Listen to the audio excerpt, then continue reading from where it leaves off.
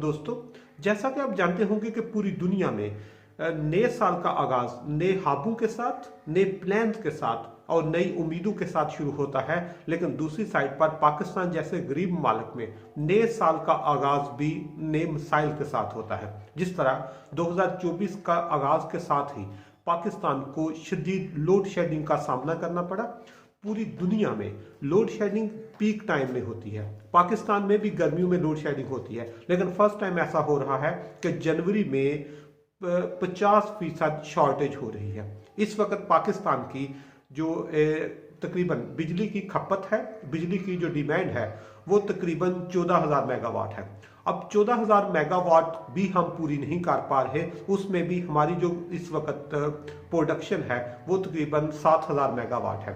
पाकिस्तान को 50% इस वक्त लोड शेडिंग का सामना करना पड़ रहा है और पाकिस्तान के हर इलाके में, चाहे वो रूरल है चाहे अर्बन है, वहां पर तकरीबन आप कह रहे हैं 50% जब ओवरऑल शॉर्टेज है तो 50% लोड शेडिंग हो रही है। 1 घंटे के साथ 1 घंटा ऑन एवरेज है। और अगर आपका एरिया रूरल है तो आपको 1 घंटे के साथ 2 घंटे लोड शेडिंग बर्दाश्त करनी पड़ रही है। और अगर आप अर्बन एरियाज में हैं तो शायद 1 घंटे के साथ 1 घंटा आपको लोड शेडिंग बर्दाश्त करनी पड़ रही है, जो बहुत ज्यादा है। आज के सेशन में हम बात करेंगे कि ये इतनी ज्यादा लोड शेडिंग जो है इसकी क्या वजूहात है, कौन से जाहिरी फैक्टर है, कौन से इसके वो फैक्टर हैं जो जाहिर नहीं किए जा रहे, और आने वाले दिनों में इससे आम बंदे की मुश्किलात में कैसे इजाफा होगा। और उसमें सबसे पहले नंबर पर यह बता दूं कि पाकिस्तान में जो इस वक्त पीक टाइम में हमें तकरीबन 24-25 हज़ार मेगावाट हमारी तलब होती है, डिमांड होती है। इस वक्त हमें सिर्फ 14,000 मेगावाट बिजली चाहिए, लेकिन उसमें भी 7,000 हम प्रोड्यूस कर रहे हैं।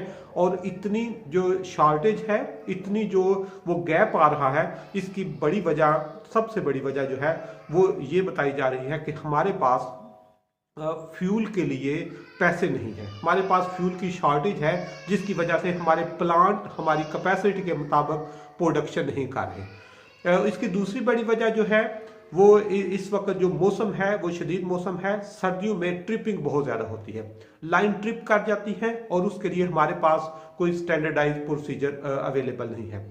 तीसरे नंबर पर हमारे पास इस वक्त जो पानी से बिजली बन रही है वो 80% तक कम हो चुकी है, क्योंकि आपको आइडिया है कि ये जो टाइम है इस वक्त हमारा पानी की शदीद कमी होती है, बर्फ नहीं पिघल रही होती, आपके जो नहरी सिस्टम है उनकी सफाई चल रही होती है। इसलिए यहाँ पर एकदम से पाकिस्तान में इस वक्त जो हाइडल वो बिजली की प्रोडक्शन हो रही है उसमें 80% तक कमी आ चुकी है, और उसको हम पहले से प्रेडिक्ट नहीं कर पाए।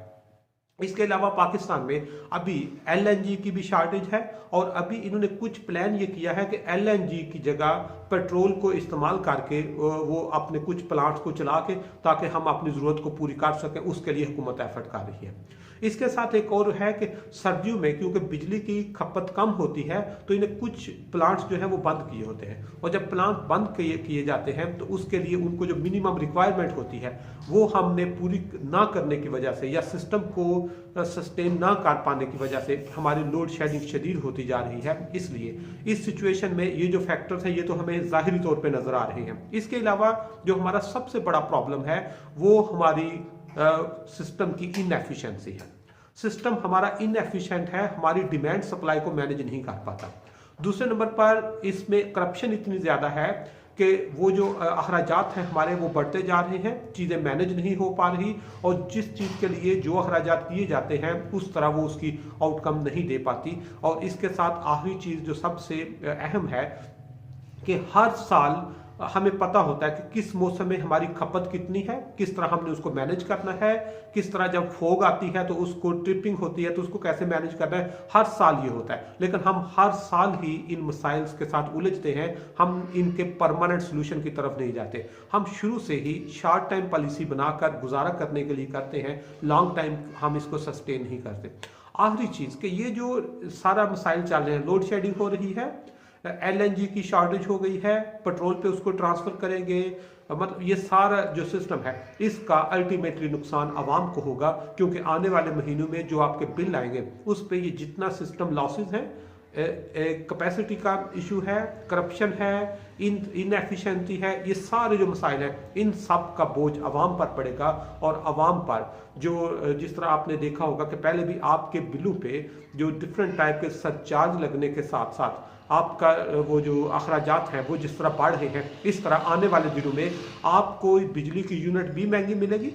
दूसरे नंबर पर आपकी फ्यूल प्राइस एडजस्टमेंट की मद में पर यूनिट आपको 8 से 10 रुपए मजीद पे करने पड़ेंगे, जो बोझ आवाम पर पड़ेगा। इसलिए ये जो लोड शेडिंग है, ये जितना है इसको मैनेज किया जा सकता था, लेकिन हमारे से ये मैनेज नहीं हो पा रहा, जिसका नुकसान अल्टीमेटली बिजनेस को होगा, क्योंकि बिजनेस स्लो डाउन इसमें होगा। हमारे कास्ट ऑफ प्रोडक्शन बहुत ज़्यादा बढ़ जाएंगे। हमारा जो ओवरऑल आप कह सकते हैं कि लोगों की रूटीन की एक्टिविटीज़ हैं वो डिस्टर्ब हो रही हैं, और पाकिस्तान में हर चीज़ को हमने बिजली पे शिफ्ट कर दिया हुआ है, लेकिन हमारे पास बिजली नहीं। इसके लिए हमें इसके सस्टेनेबल जो सोल्यूशन है उस पर फोकस करने की ज़रूरत है, अदरवाइज ये हमारे बहुत सारे माशी मसाइल को जन्म देगी।